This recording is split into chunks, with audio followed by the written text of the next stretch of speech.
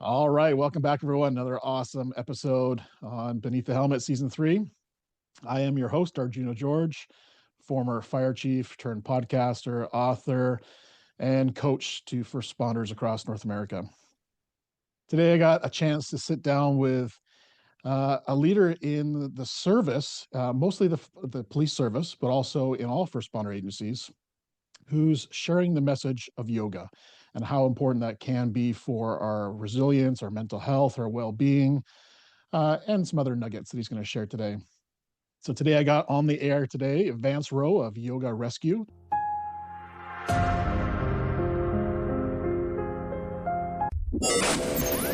It's time to ignite your soul and unlock your full potential. Join us on Beneath the Helmet, the podcast exploring firefighters' health and wellness. Hosted by retired fire chief Arjuna George, our podcast is the perfect place to start your journey towards becoming the best version of yourself. So come on, let's join the conversation and find out what sets your soul on fire. So today I got on the air today Vance of Yoga Rescue, former police officer turned yoga teacher. So welcome to the show, Vance. Well, welcome thank you so much for having me. This awesome. is great. I appreciate it. Sweet. So tell our listener a little bit about your history of what brought you to into the police service. Certainly. I think, yeah, and then kind of what brought you to where you are today. I first got interested in law enforcement. I was in like Cub Scouts, and they took us on a tour of a police station. And I remember walking around in there and just being like, "This is pretty cool." And I don't think that I don't think at that point it was like, "Hey, I think I'm gonna be a cop." I think it was more like, "Hey, this looks interesting. This is not your normal like 9 to 5 job." And of course, I'm drawn to like all the true crime stuff on TV, and it's just it's the stuff that was always around me. I had the opportunity when I was after my first year in college to come and work as a cadet in Ocean City, Maryland, and I ended up making that a career after multiple summers of being like summer help. I actually then became a seasonal police officer, and then later on, I decided that I was going to stay at the beach. Home for me was in outside of Baltimore, Maryland, and Ocean City is about 3 hours from there. But I spent a lot of time when I was growing up, either with my mom or with my grandparents down at the beach. So it wasn't like it was some like far-fetched thing that I end up in this beach town. I didn't expect that this is where I was going to be when I was in college because I thought I was going to work at a much larger agency, but I really liked the small town feel, and this has always felt like home to me. So there's something to say about like protecting your own backyard. I love it. So everyone's probably wondering, did you ever think of being a firefighter? I did not. I honestly, that never came across my mind. I very much enjoy working with our firefighters. I got to tell you though, they do both. So all of our firefighters are also paramedics. So it's not like so majority of their calls are like EMS medical calls. And that just was to be honest, it was never on my radar. It was just when I would start working with them, and I think the relationship between our fire and police department is really, really good. And I know it's not like that every single place, but I was fortunate, and that I know I can reach out to these guys, and they're certainly willing to work with me and do things with me, and so yeah, that was really good.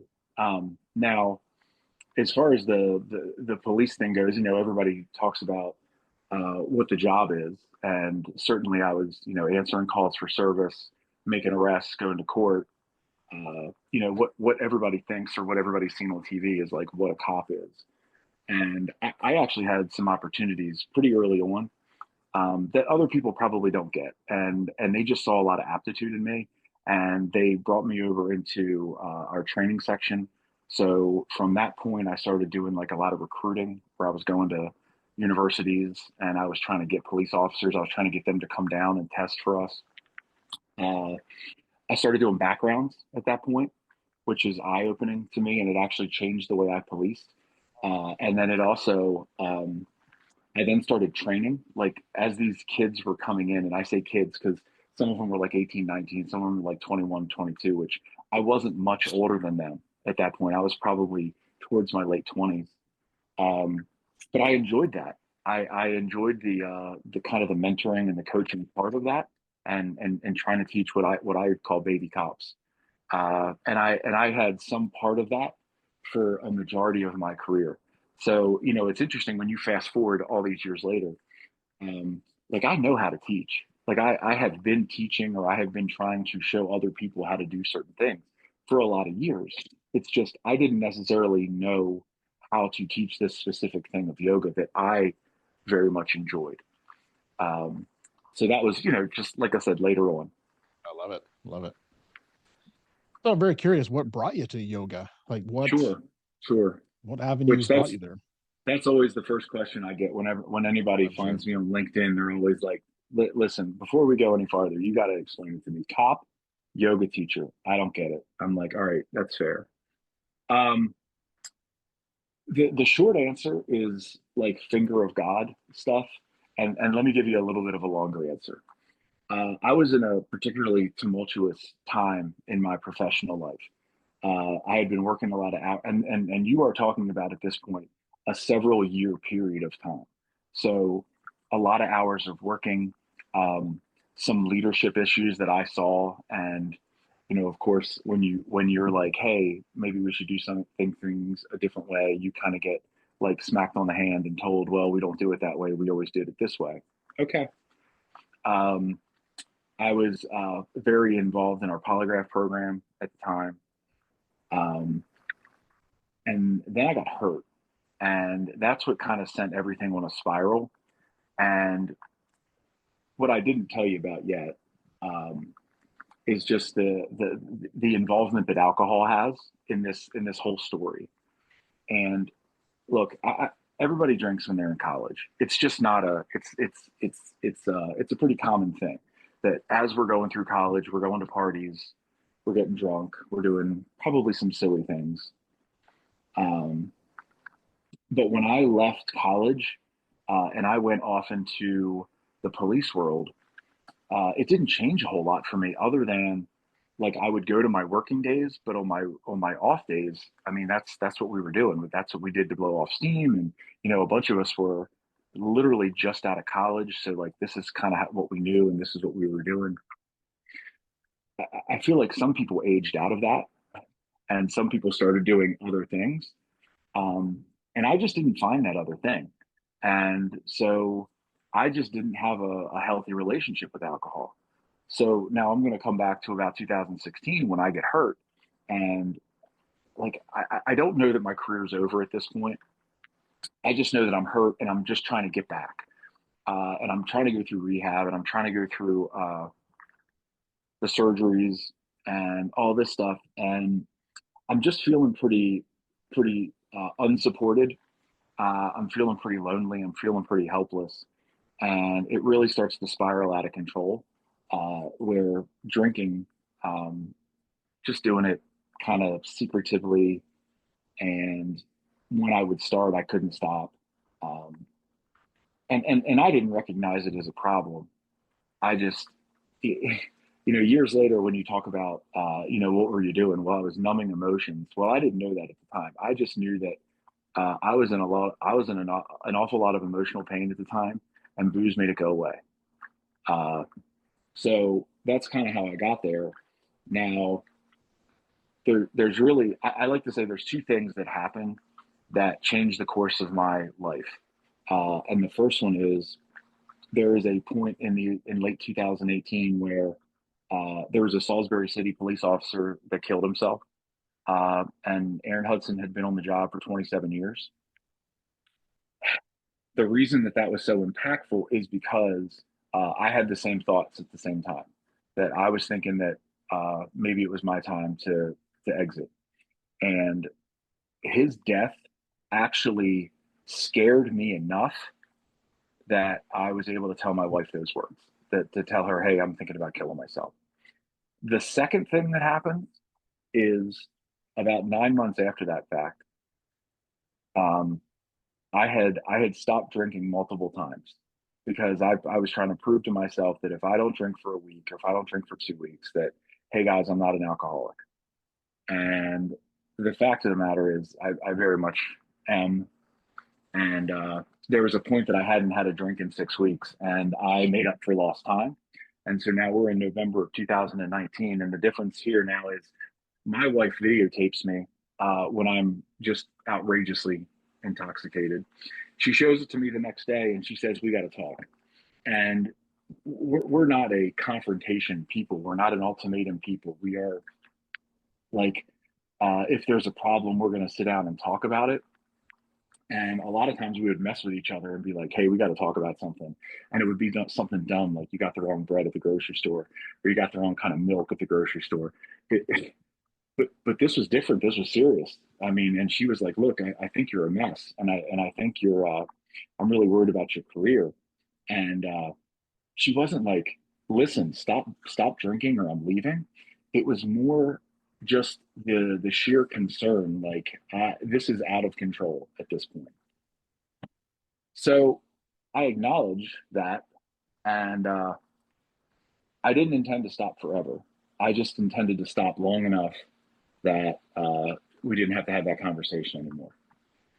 Now, what that has evolved to is that has evolved to now 5.5 years of sobriety, and actually just completing a course on peer recovery so that I can start to help people like me get their way into recovery and rehab and stuff like that.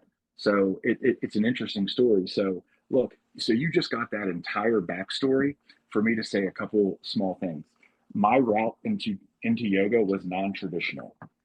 Uh, I knew what it was, I thought, um, and I had done it at my home, but I did not think that I'd be good enough, whatever that is, in a yoga studio. And the fact of the matter is, I look different than what yoga looks like when you look at it on Instagram or Facebook or anything like that.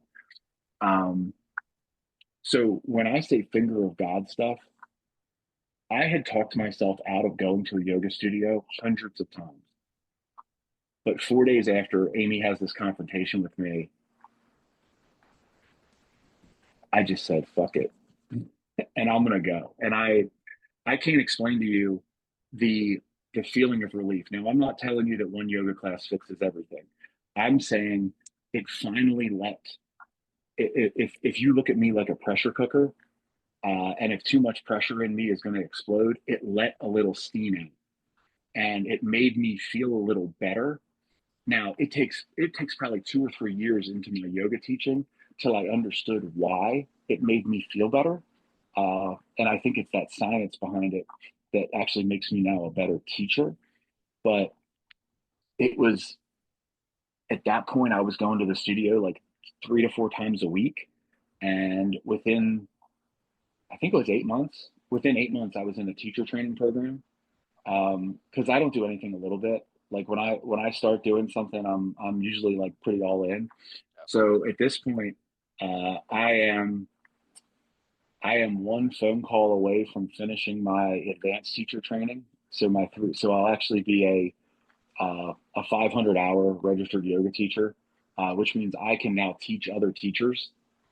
Um, yeah, I just going through the training program, starting to teach people, starting to explore this with other people. It What it does for me is it opens my mind even more, and it's like, oh my God, what else do I want to know? And then I start to like deep dive that thing. And we in our conversation before, we've talked about what you've been doing with TRE, and I'm like, how do I integrate it? Because I think it's wonderful stuff. So it's all about when we start to meet other people like us and we start to network. Um, I hugely believe in the motto community over competition. And all I want to do is build uh, these wellness communities, these safe pockets where folks can go and they can feel supported and safe, so that they can heal. Because all of us have some level of healing that we need to do. Um, and but you need to have this safe place in order to kind of exhale and take off the armor that you've been wearing for all this time. And there's no way that you can go through 20 or 25 years and not pick up just crap that you got to get rid of. It's almost impossible to heal while you're in fight or flight mode, right? So you have to Correct. feel safe. You Correct. have to feel in a safe mode, safe space. Yeah. Wow, that's a story and a half. I'm curious. Going back to your wife is Amy. Is that what you said? Yep. Yep. Yeah. How did she react to you saying, I think I might kill myself? Did she have the knowledge, the skills to answer in a, She's so she the way I always put it to people, she didn't freak out. She wasn't okay. like, oh my God. She was like, okay, we're going to deal with it. And it was I can't remember why we did this, but we went and got in one of our cars, and we actually called our family care doctor from the car. Um, and we talked to her, and she's like, okay, I need to see you. We're gonna modify some medicine. I need you to start doing therapy. And that was, so that's like the beginning of it, where we start to peel back some of the layers. And I mean, she'll tell you still to this day, she had zero idea. She knew I was drinking an awful lot, but she had no idea what was under the surface. And it's because look, I was raised in a family that didn't really talk about feelings or emotions. I played football for like 10 years of my life, where if you say that you're hurt, they're going to sit you on the bench and they're going to play somebody else. And then, God help you if when you go into the police academy or when you get like early on in your job, you're like, yeah, I'm hurt. I don't think I can work. And they're like, what's wrong with you? So I mean, yes, I do believe there's a stigma in the public safety, but we also don't do ourselves a lot of favors as guys, that we're always just like, oh, we'll just eat it and push it down real tight, and maybe it'll just never affect me again. And I think we have to acknowledge that, look, it's going to come, and it is going to come at the absolute worst possible time for you. So if you don't start to take some proactive steps, you're really going to be behind it when it happens. I think our generations were never taught that, right? Like I was never No. taught about emotions for sure, 100%. Mm-mm. But I think there's a pivot, there's a change happening where our younger generations are coming up with that language in the household, I agree. in common language, right? So I think we're making some headway. We might not see it right now, but 5, 10 years down the road, it might be very common to I talk about think we're that kind of stuff. I think we're trending the right way. Yeah. I wish it was being bought in maybe a little bit, more aggressively, and agencies are starting to use this more, and things like that. But listen, all I can be, and I used to get really kind of like upset and frustrated, and I'm like, listen, guys, look, I'm a yoga teacher now, and I'll teach for free, whatever. And they're like, yeah, we're not going to do that. And I'd get like, what is it? What am I not proving? Because you loved when I would teach as a cop. Why don't you want to do the yoga thing? And what I've come to understand is it has nothing to do with me. It has everything to do with them. And maybe they're not processing whatever is so deep down inside of them, and they can't accept it. And the fact that they look in the mirror every day and they're upset or sad of what they see, I mean, that's not on me. I am offering something when they are ready to do so. Uh, but the first step's on them. A perspective for sure. So before we dive into the yoga, because I think that's kind of a critical message we want to kind of share with the Definitely. world. Definitely. But for the listener right now who's like, and I'm kind of in the same boat. I've noticed my drinking's picked up. It's affecting my life. It's affecting my career. It's affecting my home life. Any advice you give to that person who's like, think I'm on the road to trouble, but I'm not quite there yet? Okay. So there's a couple different things that I would share. And just because someone gets drunk a couple times in their life does not a problem drinker make. Um, Everything that I always ask of people when they're like, I think I might have a problem, and I usually ask like, is is drinking bringing negative consequences into your life? And if the answer is yes, then we need to explore. And the first thing that we need to explore is, generally we need to talk about it with somebody else. And it just needs to be somebody that we can trust. And look, that probably is not going to be your supervisor. It is maybe going to be somebody on a peer team. It is maybe going to be somebody that you worked with at a former agency. It is maybe going to be somebody from your church or like your kid's little league team. But you got to find somebody that you trust, and you got to maybe voice this stuff out to them. When we start to feel supported, is when we start to really feel like we're not by ourselves, because there gets to be this point where you're drinking, you feel like you're broken. Nobody can possibly look like this, be like this, and no one is going to be willing to help me. And that is a mind problem that that a lot of us have gotten into at one point. And the fact of the matter is, there's lots of people that want to help. They may not know how. And so for the people that are listening, that are thinking about, like, they're watching others and they're thinking to themselves, hey, I'm watching Billy and I'm watching him getting drunk like 5 days a week. Or, Sally, same thing. Is, what are we doing for those people? Are we going up to them and grabbing them offline where they're not around other people and being like, are you okay? Like, seriously, are you okay? Because here's what I see, and I'm worried about you. And you'll be amazed at what people are willing to talk to you about if you show some level of empathy for them and you tell them exactly what it is that you see. And that's kind of the stuff that I've learned. Now, if I go back in time, I was mad all the time. Like, I was mad to the point where I couldn't believe my skin wasn't red. And I couldn't believe that other people were just like, didn't even see that and weren't even like asking me. If somebody would have said something to me, I probably would have screamed at them. Not bad, just that's how much stuff and pain was underneath of it. And nobody ever did. And I think that says a lot. And the unfortunate fact of the matter is, look, I know that there are peer teams out there, but not every agency has one. I don't know, not everybody is in the right roles in those things, but, like, we're all human beings. And I think some people are scared of that conversation. That if I ask you, hey, I don't like what I see, I'm really concerned about you. Are you starting to think about killing yourself? And if you tell me yes, what do I need to do? Oh, what? Yep. Right. And I think they're scared to death that that's going to be what comes of it. When the fact of the matter is, all that person needs is support.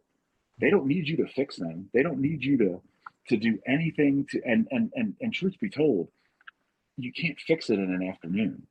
It's going to take some level of, like, therapy, maybe some inpatient stuff, maybe some medicine, maybe some yoga, meditation. There's all these things that will help people come around. But what they need in the beginning is just to be heard. So that's my takeaway there. Love it. And you kind of touched on the suicide part, because my thought in my mind when you were talking about that was, any conversation that has some empathy behind it is going to help for somebody going through a mental health struggle, going Yep. through suicidal ideation, going through alcohol, drug abuse.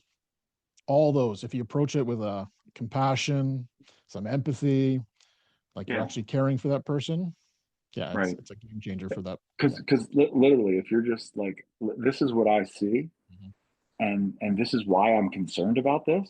Can you tell me what's going on? I think it's a very open approach to, like, literally looking at you and be like, what the hell's wrong with you? So it's just, that's kind of me, and kind of where I've just kind of come to be with this. But the yoga component to this, so a lot of people, they think yoga and they're like, oh, you're going to twist people up into pretzels. No, that's not what it is. The whole idea of yoga is, it comes from this word of yoking, which is to unite, and you're trying to pull your mind and your body back in alignment. And the fact of the matter is, most of us live in our head, and because we live in our head, we can't live in the present moment, and we keep living in the past and we live in the future. So if you just start to breathe, and if you just start to notice some of the things that are going on in your body, and then maybe we add a little movement, and then I encourage you to move and breathe at the same time together, that's yoga. It's not about standing on your head. It's not about wrapping yourself up into a pretzel. It's about trying to get you out of your head and back into your body.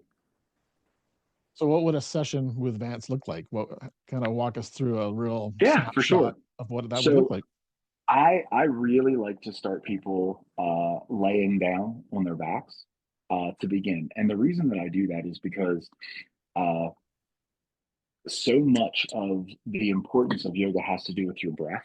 So I'm going to make sure that you can really pay attention to your breath first. So the reason that you start on your back is when you take these big breaths in, that you can actually feel your belly and your ribs expand out, and that you don't just stay up in your chest.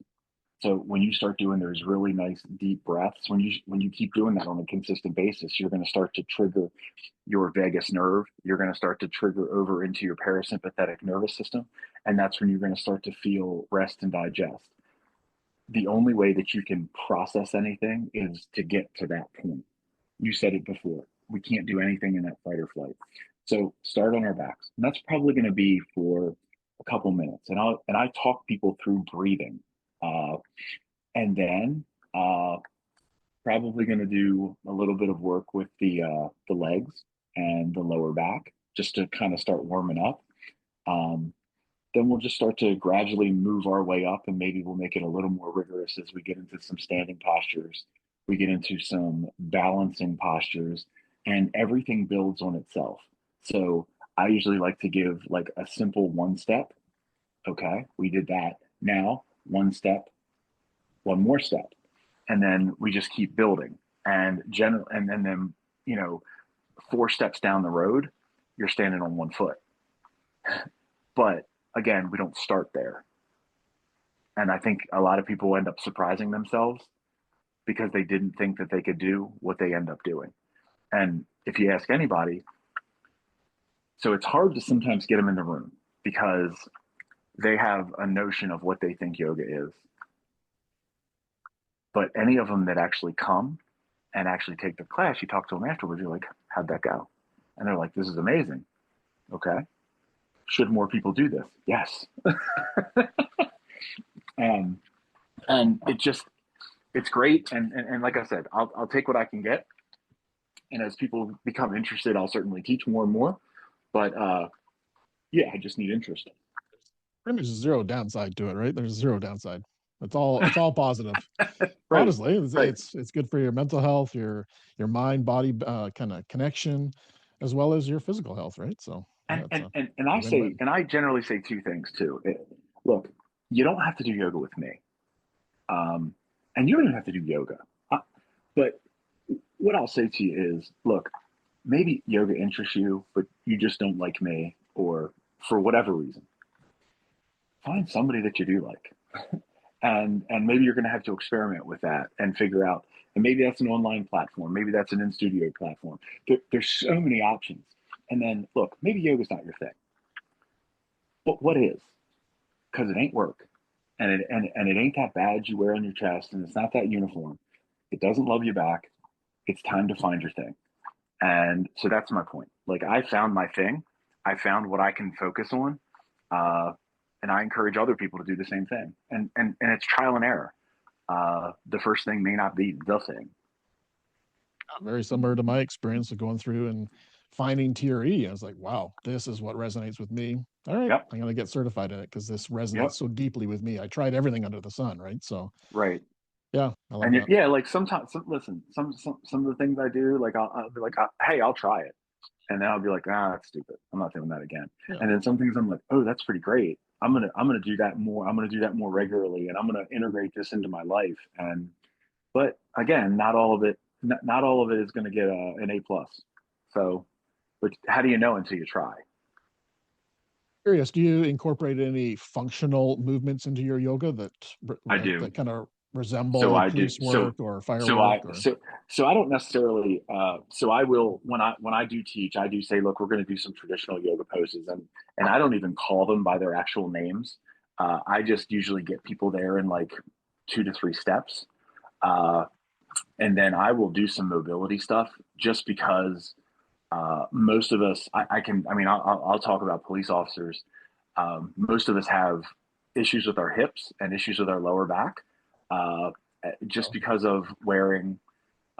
We wore inner vests for my entire part of my career, um, and we wore duty belts on our waists. There's some improvement as we go, down the road, about wearing exterior vests, about wearing, suspenders and trying to get the stuff off of our waist.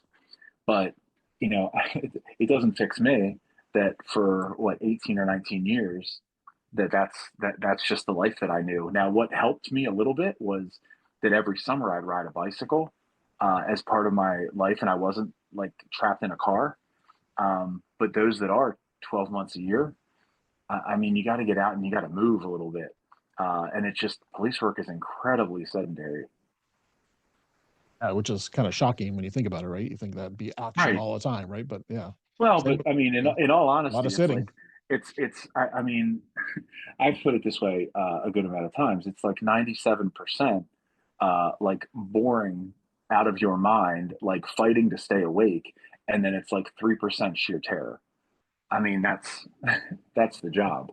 I mean, listen, we do some really cool stuff, but when you do some really cool stuff, there's usually a lot of like mind-numbing paperwork that goes along with it. So, yeah, there's a lot of boring to go along with a lot of it. This little bit of exciting. So what's changed in your life since starting yoga? Like what have you noticed in yourself since starting yoga practice and having this kind of embedded in your life? So I am a far calmer person, which I think is back to what I was in my true life, my true self, we'll say. I got, I went through this period of time where I got really angry, I got really frustrated, I got really upset, and I went through what when I do presentations for people, I call it a storm because that's what it felt like. Um, but now being on the other side of it, I can see how calm I am. So let me give you an example. There would be times if I'm not taking proactive steps to regulate my central nervous system, like things like yoga, things like breath work, things like cold plunges. Um, I can feel my fuse getting short, and then like if my wife like nags me for like a second straight time for something, not that she's a nag. Hope she doesn't think that when she listens to this. Um, but I'll snap. I'll be like and but that again, that's a me problem. That's not her problem. That's not something she did. It's that I'm not taking the right care of myself. So it has helped me learn how to pay attention to those things that for a very long time I didn't know any other speed other than really, really fast. Like if I was hurting, if I was tired, I would press the accelerator even harder. And that usually meant like another energy drink, or I mean, when I'm off, it meant more booze or anything else. Just, I didn't know how to be still. I didn't know how to just kind of let things happen. And I felt like I had to be in control at all times. And that's not the way the world works. So You, I can honestly take things as they come now. Uh, and that's a big switch for me. Mhm. How long of a process was that? Years, decades, weeks, months? I started to feel I started to feel effects of a yoga practice within like a couple of practices. Now that in and of itself was not the thing. It was that coupled with therapy, that coupled then with medication and not drinking anymore, uh, and walks in nature and hanging out with the dogs. So it was all of these things. So I really turned a corner. I'd say I'd say probably like 3 years later, um, when you take all these things together. Um, but interestingly enough, the other thing that happened in 2022 was that I shifted from the police department and I went to the dispatch center. So what had happened at the end of my career, they knew I wasn't going to be a police officer anymore, but no decisions were being made as far as like what are we going to do with you, and my police department seemed very content with just kind of letting me rot. Honestly, they were taking things away. Nobody wanted to talk to me about it. And this is me even asking the question like, hey, maybe we make me a civilian and then you promote somebody else and you hire another cop. And they didn't want to hear me. So I wrote a letter to my city manager with the help of my attorney saying that, hey, look, I'll buy out my last 3 years of my pension if you just let me leave right now. And we had a meeting and he's like, honestly, I'm not losing your level of institutional knowledge. He goes, so I have a counter proposal. I want you to be a dispatcher, which at first I was disappointed. And I was disappointed because I wrote this letter thinking, this is my out. I'm just going to be done. And he was not allowing me to do that. But we took the weekend and Amy and I talked about it. And, she really encouraged, she's like, listen, it gives you another public safety component that you can be a part of. It keeps you like still involved in this for like 3 more years. And I was really fortunate because I don't know how many people can learn an entirely new job 3 years from retirement and really excel at it like I did. So within a couple months, I was our primary police dispatcher, and I came to really enjoy it. Like I didn't want to answer the phone; I just wanted to be on the radio.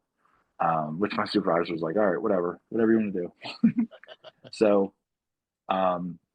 yeah. And I will say that I also worked with some amazing people and we had a really good shift. So that certainly helped too, but incredibly supportive environment. So in the late part of being in the police department, I had asked to be a part of the peer support team a couple times because of what I had gone through and then kind of the healing stuff that I was going through. And my police department kept telling me no, that you can't be involved. And I'm like, why?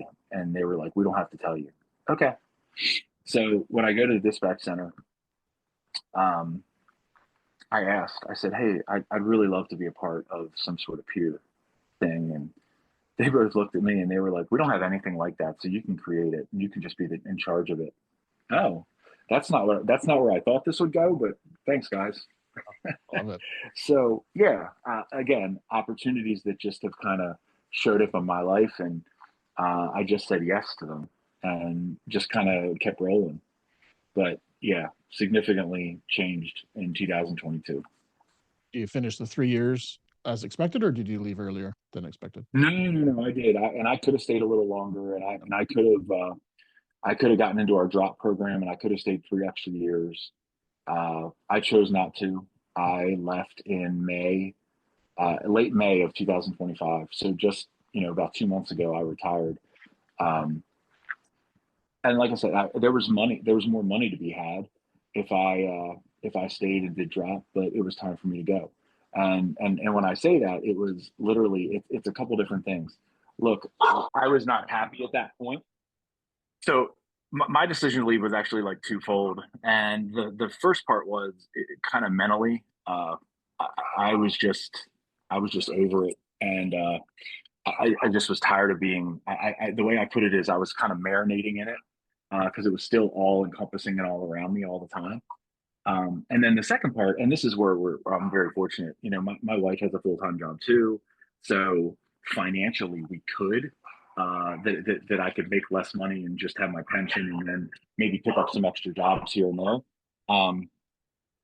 So I was able to do that. So that's what we did 2 months ago, and it's been nice. I've been keeping myself busy for sure, but it's been nice. This is the first summer. This is the first summer in a really long time that I'm not working an awful lot of hours. Love it. And it's not all about the money, right? Like our lives It's are not, way more. and I tell people that, and people look at me sideways. Like I'm like, well, so look, and this is the way I put it to other people. Look, if in 12 months from right now, you could be making more money, and you probably would if you decide to stay. But when's enough enough? At what point have you done all that you can do when it's time for you? And that's a decision for each and every person to actually make. You know, that's Yep. I've seen way too many people wait. I gotta just get that extra $500 in my pension and then die. I mean, what's the average? So I talk about self care, and I do some presentations about this, and I can't say that I know statistically like firefighters like post retirement like how long they live, but police officers live 5 years, and the way that I put this is uh, that's not worth it. Like I'm no kind of math major, but 25 years, 4 5, Yep. that math doesn't make sense. Yep. So, like, what do you got to do inside of that 25 years that extends that 5 years? Because I'm sick and tired of hearing people say, I'll take care of myself or I'll do these kind of things in retirement. Well, listen to me. If you keep doing that, number one, I don't know which number wife you'll be on at that point, and I'm not sure how many people are gonna just be like, I can't stand being around you anymore. Uh, so what are you gonna look like if you just don't take care of any of it, and you're a shell by the time that you're through your career? And I hate seeing it. I really do, Yeah, because I agree. you know you put so much blood, sweat, and tears into your career. You should reap a reward at some point. You just got to be willing to receive it, and you got to be willing to take care of yourself. That's a scary stat. 5 years. Jeez. Yeah. Yeesh. And I'll tell you what, correctional officers is even worse. Really? Theirs is 18 months. It's bad. So Wow. that's why the self-care part really comes into play. Like, how are you taking care of yourself throughout your career? And everybody says, well, I don't have time for myself. I gotta take care of my family. Okay. Once again, if you don't stop and if you don't take care of you, who else is going to? And if you need somebody to take care of your family, well, I hope somebody can, because you're going to be gone at some point. I mean, and I'm not trying to be a dick about it. I'm just saying, listen, I just need you to put yourself first. I agree. And the other side of it is when people say that is you're going to be a much better father, Yes, wife, husband, brother, sister, partner, friend if you take care of yourself. correct, correct. So you say, "Oh, I got to look after my family." Well, you're actually going to do a better job looking after your family if you take care of Yeah, yourself. right. And when they say that, they're like, oh, I got to look after my family. And what do they do about that? Oh, they pick up like 2 overtime shifts and they're not home. And then in the 15 minutes that they are home, they're a dick because they're so unrested, and they don't really want to go to work, but they feel like they have to for the money. So what's your priority really? Well, it's a beautiful segue into what's your self care routine. I know obviously yoga is a big part of it, but what else do you do Yeah, to take care of yeah. you? So I also I have a number of things that I do on a, I'll say, daily, weekly, and monthly routine. So I'm going to kind of break them down that way. So as far as daily, so I need to move my body, and it's got to be 30 minutes. I got to get a sweat going, and that might look like weightlifting, paddleboarding, yoga, bicycle. It might look like any of those things. Maybe it's just a walk with the dogs. Um, and then my weekly. So I need to do that on a daily basis. I usually get in a cold tub a couple times a week, and just sit in that for like 5 to 15 minutes. And I had some of my college friends here over the weekend, and they were like, "All right, show us this." So we all did it, and they were like, "This is pretty great. We might have to do this at home." So I love exposing people to that. I do therapy every other week now. I was doing every week, and then I listen to a lot of music. I listen to a lot of podcasts. I listen to a lot of books. Not all of it is like positive and uplifting. Like I listen to a lot of true crime stuff, but I can tell when I've listened to too much, and I'm like, oh my god, it's time to listen to something a little happier than this. Uh, I can sit and watch baseball games, and that can just be my self care. Um, yeah, but any of those things. Any of the things that kind of make you smile. Love it.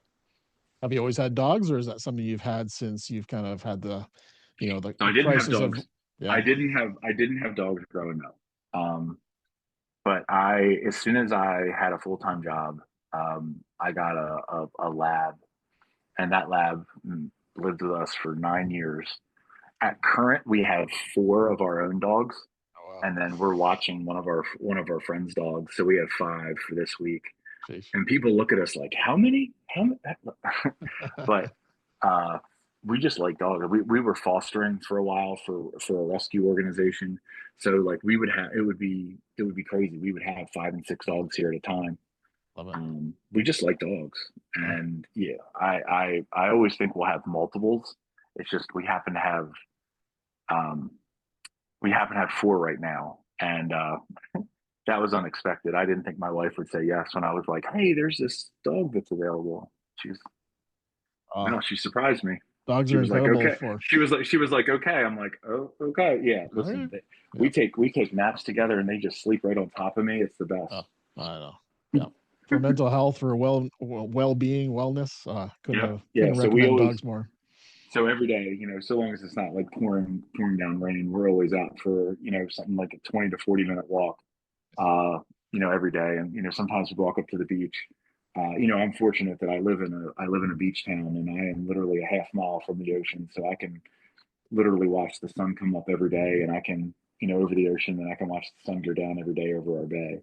Nice. Um, and I've talked to other people about this, and there's a point where I'm in this we'll say crisis mode, and I was mad all the time, and I'm drinking an awful lot, and I didn't see color, like everything was kind of like washed out or gray. And I can tell you, when I start to feel better, so that point in like 2022, when you change inside of you, it literally changes your out view in the world too. And so I start to see these beautiful colors again. So that brings me back to the sunrise and sunset, where you see all these gorgeous like reds and oranges and purples. So I'm a fan. Funny you say that, because when I was going through my recovery, beautiful was the word that I very seldom ever used. And all of a sudden I found it in almost every sentence I used was, "Oh, wow, that's beautiful. Oh, wow, that's beautiful. Oh, beautiful. Oh, that's," I'm like, what, where'd this word come from? Right, And then the next year was joy. I was like, I've never used joy in my entire life as a word. right, And now all of a sudden it's part of my vocabulary. I'm like, yeah, interesting. Just because things change, right? So yeah, right, right. you know, It's when I think it's important when we take those little like checkpoint pauses and be like, all right, let's check in with ourselves, and all of a sudden you're like, oh, yeah, I see beauty and joy again. yeah, Oh, that's a lot different than where I was a year ago or 2 years totally. ago. And I think when you look at that, maybe we're not perfect, Mhm. Far certainly, from it. but Yeah, it's progress. yeah, We're moving forward. yeah, 100%.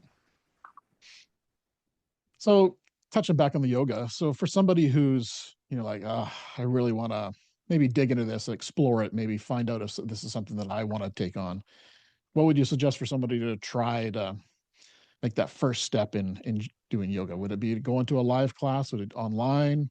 Any thoughts there of maybe where to start? So certainly, so I would say, look, there are online options.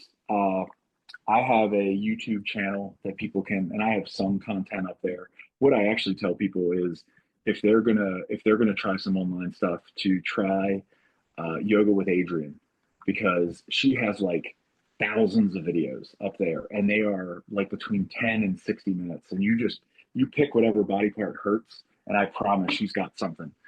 And then you can do it from your own home. Now, me personally, there is an incredible difference between home practice and studio practice, and it has to do with the energy that you get from other people from being in the studio.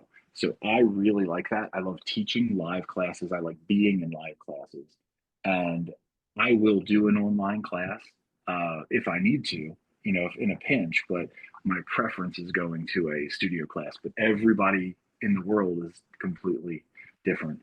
And if you don't want to pay for it, yoga with Adrian, it's all free. Because I know that that's a big deal too. You don't if you don't know if you're going to like it, you certainly don't want to pay for it. Um, and then if they stumble upon my stuff and they want to do anything, I'll certainly do like Zoom classes, because I know that not everybody like lives in this sleepy little beach town that I live in. Um, so I can certainly do that. I do travel a little bit to teach classes and stuff like that, but um, I need to. I actually need to come up with a little more online content, because everybody works shift work, and so maybe in the middle of the night, like between 2 and 3 a.m., like that's your time that you can do it, and you can pull something up on YouTube. Sure. So I'd like to make some more content that if they like practicing with me, that I'm giving them some more options. Nice. Love it. Love it. What are some of the biggest misconceptions that public safety has towards yoga? What would you say is a myth buster you want to share? All right. So myth buster number one, that you have to be able to touch your toes. Nope. I think a lot of people come into this notion of I have to be good at it to even try it. And I understand where that comes from. And it comes from, being in these mindsets of like training ourselves so that we can be really good at something, but not an awful lot of times were we putting ourselves in these like uncomfortable positions, because that's really where you can grow. So the challenge that I like to give to people is, hey, don't be afraid to go suck at something new, because anytime you take on a new anything, you suck. So what? Yep. So keep doing it. If you like doing it, and eventually you're gonna get better at it. And so I think there's this misconception that you already have to know what you're doing, and you already have to be good at it in order to try it, and that's just not true. So literally, when I propose this to agencies, or propose this to maybe unions or fire companies or whatever, I'm like, listen, can you breathe? Can you follow directions and move with me? And not fast, but really, actually pretty slow. And then I'm going to play music that you probably recognize in the background. That's it. No goofy hippy dippy stuff. Just mindfulness, movement, breath. That's it. And no, they do not need to wear leggings. And no, we are not going to do headstands. Yeah. It's so much more, and I wish folks would maybe explore that, rather than writing it off and being like, oh, it's only for girls. Oh, I can't touch my toes. Oh, I'm not gonna get these expensive leggings. So Would you say it strengthens you as well as just beyond flexibility? sure. So if you only wanted to do yoga, you'll certainly notice some strength differences in your arms and your legs and your chest, actually all over pretty much. I mean, yeah. So there's a flexibility component that you can certainly work on. There's a strength component that you'll certainly work on. I'll tell you the big one for me is the sleep benefit. So when you start to slow down your mind, uh, and you start to allow your body to process things that have maybe happened throughout life, it allows you to sleep at night, or sorry, sleep whenever it is that you need to sleep.